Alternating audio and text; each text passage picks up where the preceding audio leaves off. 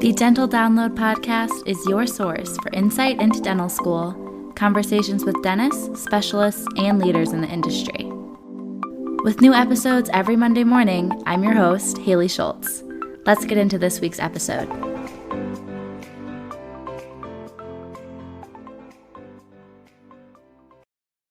Want to make a podcast? Spotify's got a platform that lets you make one super easily and then distribute it everywhere and even earn money, all in one place for free. It's called Spotify for Podcasters. Here's how it works. Spotify for Podcasters lets you record and edit podcasts right away from your phone or computer, so no matter what your setup is like, you can start creating today. Then you can distribute your podcast to Spotify, but also everywhere else podcasts are heard. Video podcasts are also available, and you can earn money in a variety of ways, including ads and podcast subscriptions. Did I mention it is totally free, no catch? I've been using Spotify for Podcasters since the very beginning of my show, and now we're nearing our 200th episode, so I can definitely say it's an easy platform, and I've really loved using it. So be sure to download the Spotify for Podcasters app or go to www.spotify.com/podcasters to get started. All right. Hi, everyone. So we have another guest here today. We've actually had Dr. Avi on before, but I'm going to let him reintroduce himself, kind of let us know where he's located and what he's been up to since last time we talked. Thanks for having me. My name is Dr. Avi. I graduated dental school back in 2018, went to NYU, and I was practicing in the Northeast for a couple years. And then during the pandemic, made a move out to Austin, Texas, and that's where I'm currently at.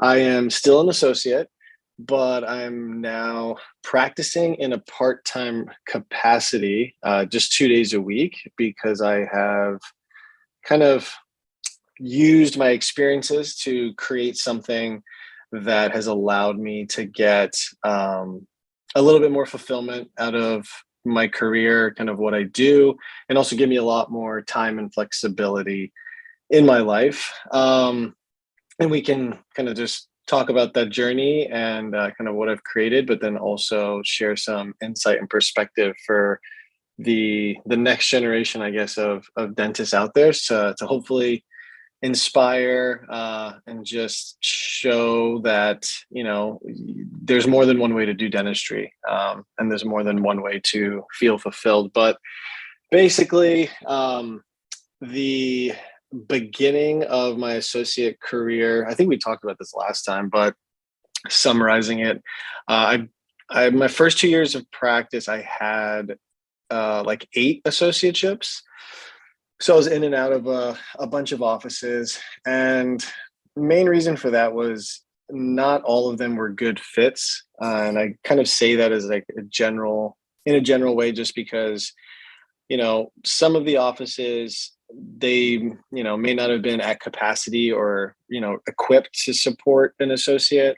Some offices, they were good opportunities, but my experience level, I don't think was high enough to be successful in those offices. And what I mean by that is like, when you come out of school, you kind of know the basics, right? I kind of, the more that I've learned over the years, I realized like when you come out of dental school, you just know how to not hurt somebody, and the principles and kind of the basics of dentistry, which is great. But I'm a huge advocate also for when you come out of school, you don't stop learning. You have to continue to learn. I mean, you have so much to learn. I mean, I did, at least coming out on even just how to do composite fillings, right? And something that can be considered basic you can get so technical with it, and there's so many levels to how good you can do it. So, I guess my one piece of advice is don't ever stop learning. That's something that you are going to have to continue to invest in yourself, because in our field, but also just in life as a person, I think the more that you learn, the better off you're going to be. And I'll kind of circle back to that concept a little bit later in the story. But yeah, so a bunch of associateships up north. And then when we moved down to Austin, I actually worked at a DSO. And that DSO was good. It gave me everything I was looking for because I wanted to be in a practice where I was supported to do more procedures like clear aligners and implants. The offices where I had tried to implement them up in the Northeast, they just that wasn't what they did, and they didn't really want me to do that. So that kind of pushed me to make the move. Um, and then Oh yeah, sorry. I guess I missed the part where after 2 years of practicing, I was pretty burnt out on dentistry. I was pretty burnt out because I was doing, the bread and butter basics. But then I was also just, I didn't feel fulfilled. I didn't feel like I was really making that much of an impact. I felt like it was just a lot of the same stuff. And then for me, I also felt like, in terms of income, I just wasn't at a place financially where I thought I was going to be, a couple years out of school, and that several factors play into it. But a lot of it came down to really just the types of procedure I was offering.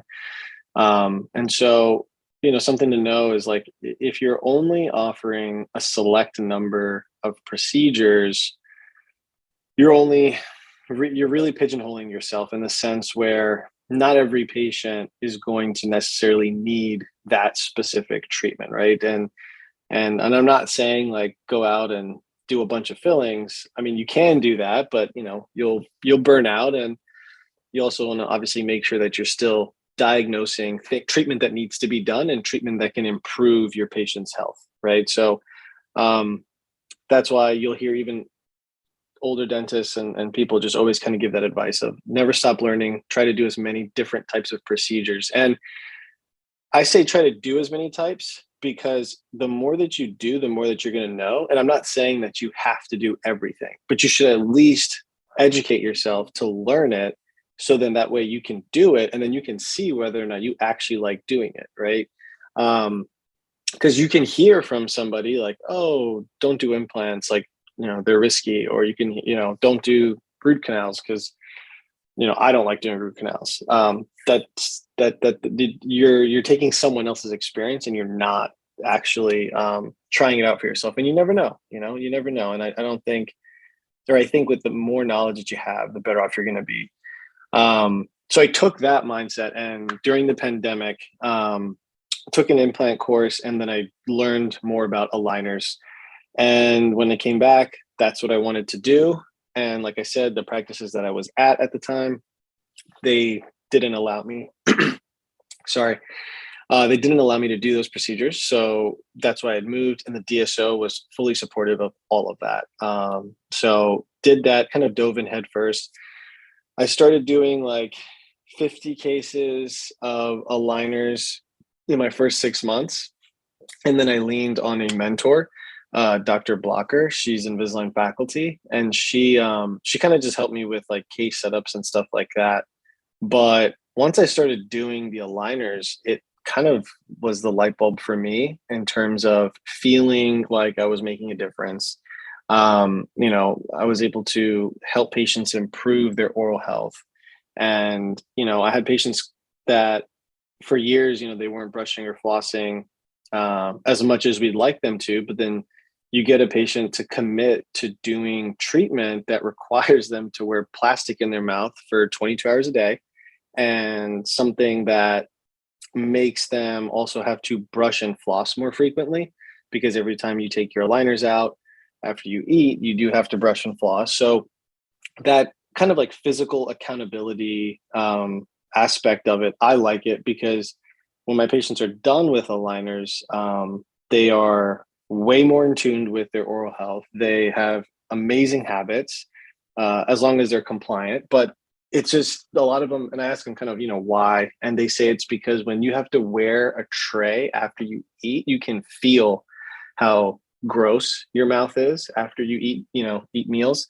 But then also when they take the trays out, they can like see it, right? They can see some of that staining, and they can kind of almost like smell it, which I know is kind of gross to think about, but it's your reminder. And I think that's what's really cool, is because all these years in our profession, dentists tell patients, oh, you need to floss more, you need to brush more. And it's like, it's one thing to say that, and then it's another thing to actually get almost like this buy-in on their end to commit to doing that. So for me, it just felt very aligned. I felt like this is awesome. This is something that is helping my patients. Um, it's cool, right? It's new tech, relatively new technology, but it also works. I think when aligners first came out, a lot of the older dentists out there are kind of traumatized from that because I don't think the product was as good. But now with so much money into research and development, you know, aligners, you can do so many different types of cases and you can do them predictably. So, so I felt that, and also, it's a procedure that pays really well. You don't, it's insurance helps, or insurance goes towards some of it, but um, it's a higher, what they call a higher ticket item, right? Implants and aligners are higher ticket procedures, but when you talk to your patients about the oral health benefits, a lot of people resonate with that, and they are willing to do it. So yeah, basically found this procedure that essentially changed my life, re-sparked my passion for dentistry again. And then the dentist that I was working with, he was older. He had been practicing for 22 years as a practice owner, sold his practice, and then he was also in this DSO. And he was open to learning again.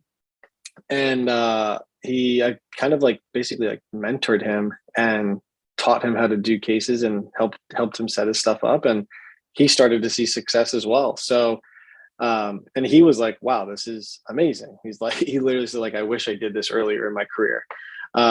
So then I started to really shift, or I started to feel something different, this concept of like mentoring and teaching, which I always kind of I always kind of liked that, but I didn't think I would get such strong feelings from that. Um, and then I kind of doubled down on it. And then at the DSO, I actually I proposed like a more official role of like being the in-house kind of like, a liner director or whatever, to where I could help out and teach all the other doctors. So then the leadership team, they thought it was a good idea, but they just capacity wise didn't really support that. And so they wanted me to just kind of like focus on dentistry, which was a bummer, but everything happens for a reason. And my wife actually proposed that I just start my own consulting company. So then I started consulting with local dentists in Austin, and helping them out, kind of getting started, doing cases. And, one of the doctors that I worked with, he had no experience, but he understood the value of aligners and wanted to do it. And I taught him how to do it. And he did like 25 cases in his first 2 months. So, and he was like confident, right? And so it's kind of like, okay, this works. This also is really cool because now I'm kind of that light bulb moment that went off for me. I was now able to kind of like share that, because I know that I'm not the only dentist out there that has felt burnt out or felt down on dentistry. I think it's very common in our profession, unfortunately. But this is a cool way to kind of make an impact, by kind of reinvigorating dentists in this profession, to kind of free up. It checks 3 boxes for me as a dentist. If you're doing aligners, first of all, you get to feel more, you feel like you're making more of an impact on your patient's oral health. And then you feel more, you have more time, because doing aligners, the procedure itself is very minimal. If you're doing it the right way, you're not really spending that much time in the chair. And then you also get more money from it. So it's like all 3 aspects, I think: time, money, and then fulfillment, that plays into just like, quality of life. Right. So that is kind of what hits home for me. And so doing that, helping the dentist, felt great for myself as well. But then I was kind of like, okay, this is like tough, because I was practicing full time still. And I was like, I can't, meeting with other dentists is like the hardest thing, like coordinating schedules, because they're working, you're working. It's like, okay, how do we have time and energy to do this? So then I looked into a way to kind of scale this and just get, more or access to more dentists, but then also not suck up all my time. And I came across this concept basically of just creating like a course. So I created, and that's what I have now. I have an online clear aligner training program. It's brand agnostic. So I personally have used Invisalign, but I teach essentially like the fundamental concepts of how to, pick your cases, how to talk to patients about it, how to set them up, how to kind of do everything that you need to know to like get started. And it's been pretty cool because I did that and then I tagged on like basically like a monthly coaching component. So where anybody that is in the program gets kind of that monthly assistance, because for me, it really helped having somebody kind of like holding my hand along the way.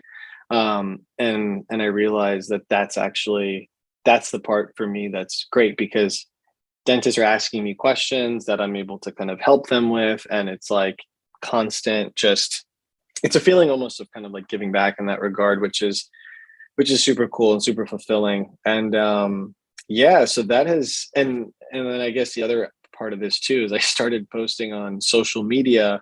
I think I was when we talked last time. But yeah, I started posting on social media and I just started putting out like clear aligner educational content. And I've been doing it now for like 9 months. I started like last March. And I've just stayed super focused on that. And it's fun. It's fun to put that content out. Like the following has grown as well. And it's, my plan moving forward is to continue to do that and continue to put that information out there. I also started, I know last year I had a YouTube channel that was more like dental career advice. And now I'm kind of focusing that more to also just clear aligner content, to still try to just get like free educational information out there for anybody that kind of wants to get started. But then, if somebody wants more tactical stuff, then they can obviously then take the program itself. But all this stuff takes up time. So that's kind of what's led me to where I'm at now, which is where I'm actually down to just 2 days of clinical practice. And then I use the rest of my week to work on this online business, supporting the current doctors in my program, creating content for social media, also just reaching out to other dentists and organizations to try to get, more exposure to this training, because it's, I think it's unique. There are other educators out there. But I think for me, I'm kind of focusing really hard on essentially like I kind of have like an imaginary like picture in my head of like the dentist who I was. And it's like, okay, what can I do to kind of serve that dentist who I used to be? Where at that time, I didn't necessarily have somebody kind of always doing that, outside of my mentor, but, just someone that's more kind of like all encompassing. But yeah, that's where we're at. That was an awesome summary. I'm sure you need a breather there. So I was writing down a few other things I wanted to ask you about as you were talking. First being with going out to do consulting and then developing your course, what did that look like in terms of like legality? Did you like set up a business entity? How did all that work? And how did you know the scope of doing all of that? Great question. Yeah, so my wife has a background in finance. She actually works at a tech company, but on the finance side. But so we kind of navigated that together. But yes, I got an LLC, and I reached out to some people that I knew who were consultants, and just kind of asked them for like a sample like consultant agreement document. And then we actually did have a lawyer then review that and then kind of make edits to tailor it to what I was going to offer. And I mean, if you're consulting, that's pretty much all you need. You just need an LLC, a consulting agreement, and like you're good to go. So it's like before I did this, I had always heard, oh, get an LLC, do this. And it's like, it always sounds scarier than it really is when you start it, because once you do it, you're just like, oh yeah, like you just get an LLC and get a lawyer to review that, and you're good to go. But legality wise, that was it. I don't think, yeah, for the consulting, that's all I had. For setting up the LLC, do you literally just like go online somewhere and fill out forms, or do you need to go like through a lawyer? Or how does that work? Easiest way is probably, I'd say, LegalZoom. You go to legalzoom.com and they connect you with an attorney, and it's pretty affordable. I think it's like around $500 to set up the LLC, but then the actual legal fees associated with that on LegalZoom, it's not much at all. And that attorney will essentially walk you through how to do it. And yeah, all the paperwork is online. Like, I didn't have to go anywhere in person. And if someone, I feel like a lot of people deep down know if running a business, something entrepreneurial, aside from like a clinical practice, but people know if they kind of have that inkling, but they might not know what they want to do. What kind of things do you think people should do to figure out what might be a good either side business or project to pursue for them? Like, look for problems that they see, look for who they want to be serving. Like, what kind of questions can they ask? Yeah, I love that question because I'm like, I was that person, right? I currently am, but it was just like, I had like this entrepreneurial gene in me, and I thought that the only way to kind of activate that was through practice ownership. And I think there's a lot of really good practice owners out there who have that. But I also think there's a lot of practice owners who don't have that, and they just became owners because that was the only other option outside of being an associate. But going back to what you were saying, I would say, so if you are this person that you described, I would say the first thing is you are probably going to, like, this was me. Like, I wanted to do something like outside of dentistry. I was like, oh, I'm just gonna like do something else. And that's fine. I think people have side hustles, and I'm a big fan of that. But I think, you know, you are going to be able, and I'm not saying you can't be successful doing it. I think you can, but I think you are going to be able to have more success and more of an impact if you stay in the dental field and get creative about what you actually make. Right? What problem do you solve for? What niche do you serve? Because you are never going to have as much credibility in another field than you do as a dentist to dentists, right?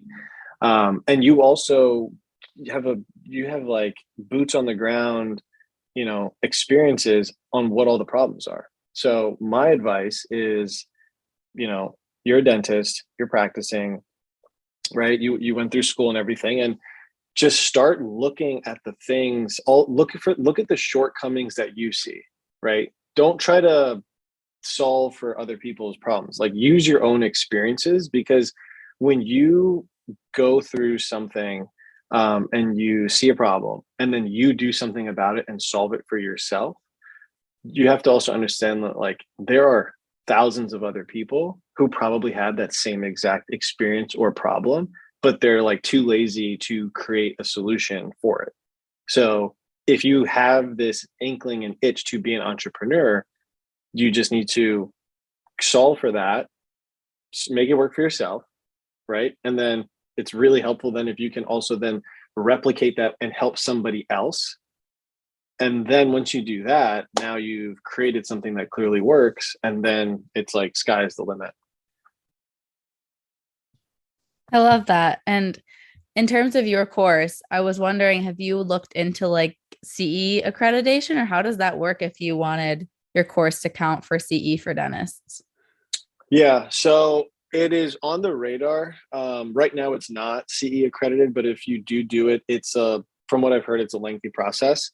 I've just had to, I've been creating so many other things for this. This is a lot on my plate. But yes, in the future, I'm definitely looking into it, but I think it's kind of just like an application, and then they have a committee, I think, that just like reviews it. And then as long as it has, I guess, like a certain level of like clinical information, I don't know the rubric. I don't want to put false information out there, but From what I've heard, that's kind of what it is. It's not like it's a hard process. I think it's just a little bit of a time process. Um, but yeah, and that's the other thing is I think CE is great. But sometimes what happens is people get caught up in just like the actual like CE hours as opposed to like what are you actually getting from this? Like, is the information that you're learning actually something that you can go implement? Or is it just like, right? Like, is it just kind of like fluff? Which I know kind of, if you're still in school, you may not totally understand, but like when you come out, you have to know that like there's different, I guess, levels to CE, right? Some of it is going to be very vigorous and others are going to be a lot lighter. So as long as you kind of have an idea of what you're going to get out of it, I think then, that's something that you definitely want to dive into. But as it's basically, you want to make sure that there's value there. So that's my tip for that. Yeah. And I feel like because your course is separate from it's not CE, people that are doing that is because they really want that information. And they're, Correct. as you're saying, valuing it for what it is, not for hours towards this or that. So I definitely Correct. understand that. What is kind of I know you said you're working on your courses, your social media growth, kind of your business a lot. What are your upcoming goals or different things you're trying to just continue and grow? Yeah. I'd say upcoming goals would be to be kind of like, I want to create just like a hub of, like virtual content, kind of right now centered around aligner information. I just don't think there's enough of that out there. I think, it's because this is all targeted mainly towards, it's targeted only towards general dentists. Because I am a general dentist. So I'm trying to kind of be that liaison of information. There's Dr. Galler who's out there. He is, I've taken his course. He's one of my mentors. And then Dr. Blocker is the other mentor that I have. And, it's what they're doing is awesome. And I got to learn from them, but I feel like, our field can always use more, right? There's so much room, and there's so much room in other areas. But for me, I kind of want to create kind of like this content hub. So for this year, a big goal of mine is to grow the YouTube channel. I want to kind of bring like my style to it. I kind of, you'll see like as I kind of release some videos coming up, it's like I'm trying to change the way that the information is delivered as opposed to like this like old school, bullet point, just, walkthroughs. Because the thing with aligners is it's like you can show hands-on video, and I think hands-on, like what Implant Ninja has. I don't know if you've heard of Implant Ninja. You should definitely check them out if you're remotely interested in implants. Dr. Ivan's awesome, and he has a really awesome platform for implants. And then I think, if I could kind of do something similar like that for aligners, I think it'd be great. The difference is like aligners isn't like surgery where you need all of this like, high tech cameras and stuff like that to show the hands on. It's a lot more of conversations and case setups and stuff like that. But yeah, sorry, I'm going on a rant. But for YouTube, yeah, I want to basically have like a content hub on YouTube. And then my course, I would just like to continue to grow it. Continue to try to just help out as many other doctors as I can. And then kind of seeing where that takes me. I have some thoughts on things after the fact, but right now I'm just so like, those are my two main things. And I just want to basically grow it as big as I can. Yeah. I mean, you can only focus on so much at once. You want to put time into something, get it to where you want to be, and then maybe think about something else. So that's plenty of Correct. goals there. So for people listening, you've mentioned your YouTube, your Instagram. What actually is like your handle if they want to look you up or watch any of your content? Yeah, so Instagram is dr.avi, and it's doctor spelled out. And then on YouTube, it is Doctor spelled out and then space Avi. There's like one other Dr. Avi on YouTube, and it's annoying because he's like some type of medical, like some physician that has like these like interesting videos. But I think I have enough content on this where I show up on YouTube, and if not, please like and subscribe so we can go up in the search. Yeah, so you got to put like Dr. Avi dash clear aligners or something. Really get that branding right in there. Yes, I know. Yes, because the channel last year, right, was like all that. It was dental career advice, which was very like therapeutic to make, because I had so many stories. I had so many associateship stories, and there was so much reflection, and I really wanted to like pull the curtain back. So that's what I was doing. And all those videos are obviously still up there, but yeah, part of kind of this year is like kind of getting that brand locked and loaded. And there's always going to be, I think, like a part of me, a good part of me that is always going to try in some way to kind of help out the younger dentists, right? The associates, because I think, it's unfortunate how younger doctors kind of the experiences that we have. I think some dentists get very lucky and they get opportunities where they're in like an amazing practice and they get the mentor, they get all that stuff. And that's what we all hope for. But the reality is like 90%, 95%, I think of doctors coming out aren't going to get that. So it's like, that's the reality, but I want to help kind of shape the reality or shape the expectations. So that way you make the most of your situations, because that's all you can do. But yeah. And in our other episode, people should listen to that too if they haven't yet. We talked a lot more about like those first couple of years of your associate journey, your early career journey, and even like your time in dental school and everything. But if you had to kind of round out the episode with like one thing you would tell yourself when you were in dental school, like what would it be? I would tell myself in dental school to not be afraid to think outside of the box, because you can not be afraid to think outside of the box, because I think, and this was also one of the topics, I know we talked about so many other things, but falling into the trap of just identifying as a dentist and assuming everything that everyone has done before you as like your box or your limit. Don't accept that as your reality, because at the end of the day, you are a human being and you have a purpose and you have passions. And yes, you are spending lots of hours becoming a dentist. But you are more than just a dentist. So my thing is like, don't think that you have to be in the box and, do stuff that other people have done. You don't be afraid to get creative and to think out of the box, because that's where you're going to be happiest. I love that. Thank you. And thank you for sharing kind of all the updates. And it's so nice to see that you're so excited about what you're doing and passionate and just like living your best life. That's awesome.